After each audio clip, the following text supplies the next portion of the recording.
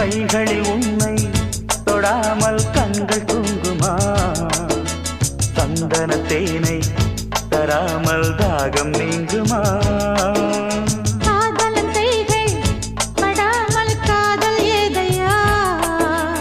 இத்திர பூவை உன்னோடு சேர்த்து கொள்ளையா இதழ்களின் மேலே இதழ்களினாலே